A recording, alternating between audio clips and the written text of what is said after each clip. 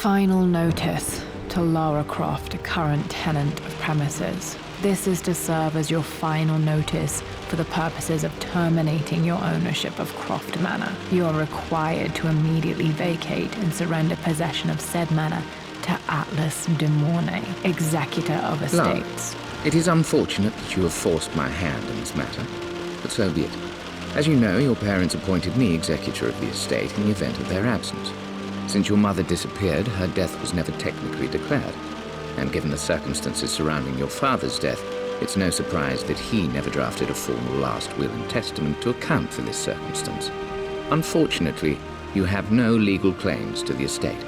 I'm willing to negotiate a modest monthly stipend from your trust, but only if you leave the manor by week's end. Don't fight me on this, Lara. Your mother wouldn't want that. Sincerely, Atlas. There has to be a will or some kind of evidence of what happened to Mum in the manor, somewhere. Dad's safe.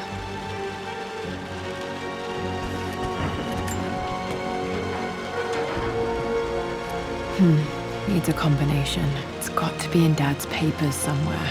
Maybe in the library.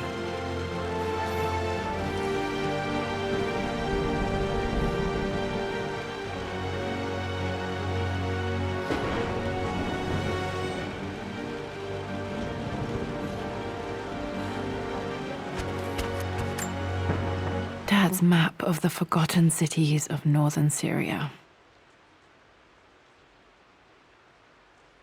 He was closer than he knew to finding the Prophet's tomb.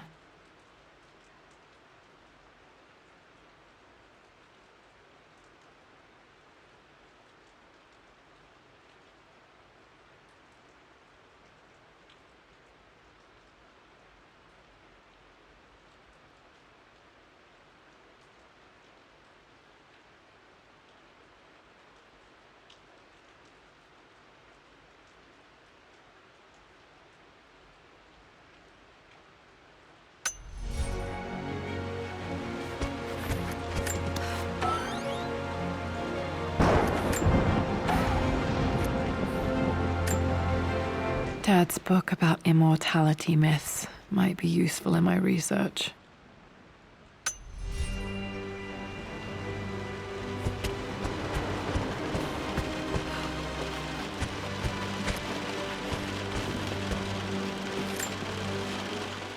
Well, this is a hell of a thing. I met someone tonight, quite unexpectedly. But it shouldn't have been, it seems. I've been so buried in my work, so distracted by my latest revelations, I never bothered to notice my surroundings. But there she was, sitting at my table in the library. Her name is Amelia. And apparently she's been studying right next to me. Art history, of all things. I shared some of my research against my better judgment, but I wanted to see how she would respond. And she did not disappoint. I felt as if I was suddenly engaged in a mental game of chess, moving and counter-moving in argument. At one point, that poor old librarian had to shush us as if we were children. I feel so foolish for not having noticed her earlier. She's a brilliant woman who's challenged my ideas for the first time in memory. In truth, I don't know if she's feeling as exhilarated as I am right now, but I dare say our conversation was mutually stimulating. For the first time in a long time, I find myself thinking about something else besides my research. I hope she returns for another round tomorrow. My parents made a good team, challenging each other from the start.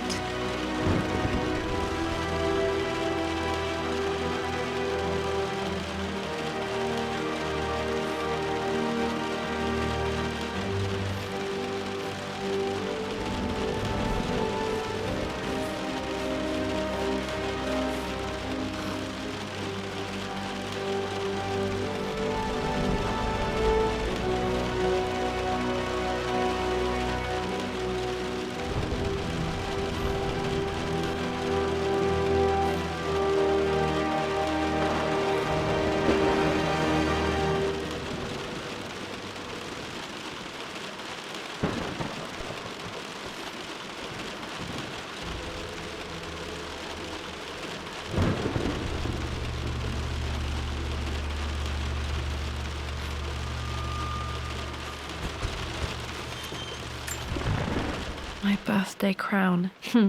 I was so proud of that thing. That's my handwriting. My penmanship was pretty good.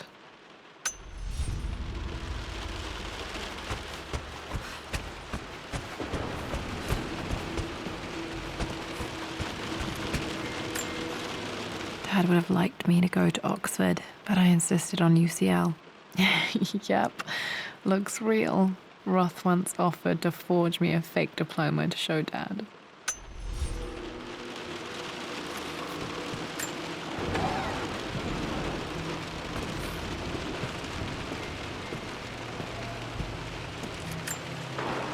A picture with Dad and Anna. Never liked wearing dresses, but the color was nice.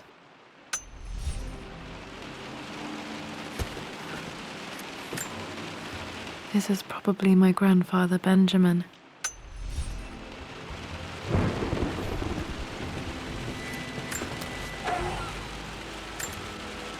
One of Dad's Yoruba masks, a gift from a friend he met on an expedition in Nigeria.